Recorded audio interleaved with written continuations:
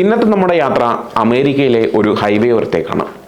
ആഡംബരത്തിന്റെ പ്രതീകമായി നാം കാണുന്ന ആർവികൾ ഇന്ന് പല സാധാരണ അമേരിക്കക്കാരുടെയും ജീവിതത്തിലെ ഒരു അനിവാര്യതയായി മാറിയിരിക്കുകയാണ്.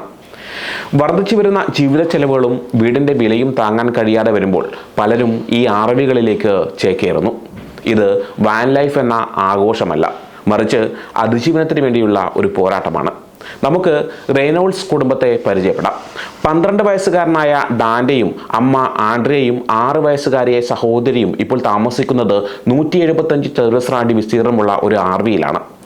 ഏതാനും മാസങ്ങൾക്ക് മുമ്പ് അവർക്ക് വലിയൊരു വീടും ഡേ കെയർ ബിസിനസ്സും ഉണ്ടായിരുന്നു. എന്നാൽ ഒരു മെഡിക്കൽ എമർജൻസി അവരുടെ ജീവിതം മാറ്റിമറിച്ചു. വീട് നഷ്ടപ്പെട്ട് ഇപ്പോൾ ഈ ചെറിയ ആർവിയിൽ ജീവിതം മുന്നോട്ട് പോകുന്നു.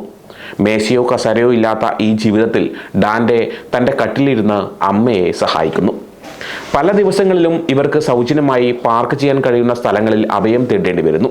അവിടെ വൈദ്യുതിയും വെള്ളവും ഫോൺ സിഗ്നലും ഉണ്ടാകില്ല. വെള്ളം ലാഭിക്കാൻ പുഴയിൽ കുളിക്കുകയും അലക്കുകയും ചെയ്യും. നമ്മൾ മാറാൻ തയ്യാറായാൽ മാത്രമേ എന്തെങ്കിലും മാറ്റമുണ്ടാവൂ എന്ന് ഡാന്റെ പറയുമ്പോൾ ഈ ദുരിത ജീവിതത്തെ അവൻ എത്രമാത്രം ഉൾക്കൊണ്ടു എന്ന് നമുക്ക് മനസ്സിലാക്കാം. ഇതൊരു കുടുംബത്തിന്റെ മാത്രം കഥയല്ല. സ്ഥിതിവിവരക്കണക്കുകൾ പറയുന്നത് കൂടുതൽ അമേരിക്കക്കാർ ഈ ജീവിത രീതിയിലേക്ക് മാറുന്നു എന്നാണ്.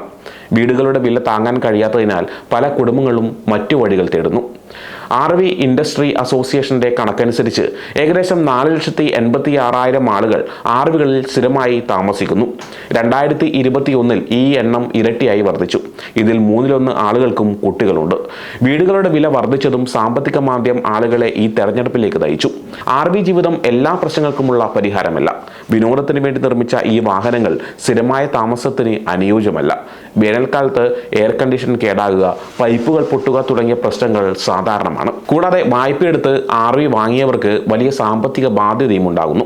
ഇതൊരു കെണിയാണ്, പാവപ്പെട്ടവരെ കൂടുതൽ ദരിദ്രരാക്കുന്ന കെണി എന്നാണ് വിമുക്ത സൈനിക കാറ്റ് ടക്കർ പറയുന്നത്. ചിലർ ഈ ജീവിതം സന്തോഷത്തോടെ സ്വീകരിക്കുന്നുമുണ്ട്. 66 വയസ്സുള്ള ഡെബി വില്യംസിനെ പോലുള്ളവർ വീടിന് വലിയ വില കൊടുക്കുന്നതിനേക്കാൾ ആർവിയിൽ ജീവിക്കുന്നതാണ് നല്ലതെന്ന് കരുതുന്നു. കുറഞ്ഞ വാടകയ്ക്ക് നല്ല സൗകര്യങ്ങൾ ലഭിക്കുന്ന ആർവി പാർക്കുകൾ ഒരു വീടിന്റെ പ്രതീതി നൽകുന്നു. ആർവി ജീവിതത്തിന്റെ കഷ്ടപ്പാടുകൾക്കിടയിലും ചില നല്ല കാര്യങ്ങളുമുണ്ട്. എപ്പോഴും മുറിയിൽ അടച്ചിരുന്ന് വീഡിയോ ഗെയിം കളിച്ചിരുന്ന താൻ ഇപ്പോൾ പുറത്തിറങ്ങി നടക്കുന്നു എന്ന് ഡാന്റെ പറയുന്നു. ഫിഷിംഗ് പഠിക്കാനും അമ്മയോടും സഹോദരോടും കൂടുതൽ സമയം ചെലവഴിക്കാനും അവന് കഴിയുന്നു. 11 വർഷം ജീവിച്ചതിലും കൂടുതൽ കാര്യങ്ങൾ ഈ 3 മാസത്തിനുള്ളിൽ ഞാൻ പഠിച്ചു എന്ന് ഡാന്റെ പറയുമ്പോൾ പ്രതിസന്ധികളെ അതിജീവിച്ച് സന്തോഷം കണ്ടെത്താനുള്ള ഒരു മനസ്സും നമുക്ക് ലഭിക്കുന്നു. ഈ ആർവികൾ കേവലം വാഹനങ്ങളല്ല, മറിച്ച് പലരുടെയും സ്വപ്നങ്ങളും പ്രതീക്ഷകളും പേറി മുന്നോട്ട് പോകുന്ന ജീവിതങ്ങളാണ്.